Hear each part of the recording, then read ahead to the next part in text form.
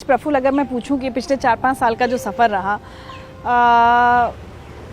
The darkest moment of this journey, जब कभी तो आत्मविश्वास भी टूटता है, किसी की कोई बात ही चुप जाती है, इतनी चुप जाती है कि लगता है ख़त्म सब।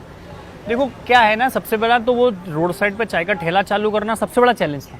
Well begun is half done, क्योंकि कभी घर में चाय नहीं बने तो आदमी बोलता है ना कि एक 20 किलो का डंबल पहले उठा लो तो बाकी के हल्के लगेंगे, तो हटा के खत्म। फिर दोस्तों ने, रिश्तेदारों ने, मेरे पिताजी के ऊपर जो दुख आया ना, मुझे पसंद नहीं आया। मेरे पिताजी को लोग बहुत बोलते थे कि क्या है ये लड़का इतना पढ़ लिया चाय बेच रहा है, मेरे को तो सुनाई नहीं दे रहा है।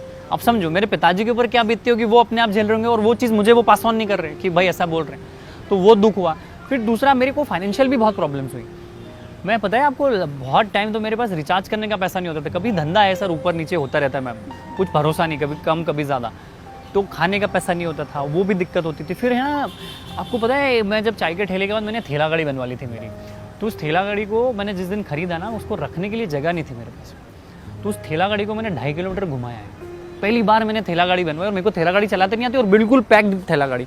अब आपको पता है ठेला गाड़ी चलाना तो सीधे लेके जाना तो ऐसे पकड़ना पड़ेगा, और आपको अगर मूड चेंज करना तो आपको आगे से आगे आना पड़ेगा, फिर ऊपर से उठा के ऐसे करना। अब ये थोड़ी पता था, ऐसे सीधे सीधे ले जाके गाड़ियों में भर दी। उस दिन तो आंखों से आंसू आ रहे थे और इधर से पसीना, वो मिक्स हो गया, and I was crying like hell. और मेरे बदन में दर्द हो रहा है। मैंने कहा ठीक है ना प्रफुल्ल, चलता है।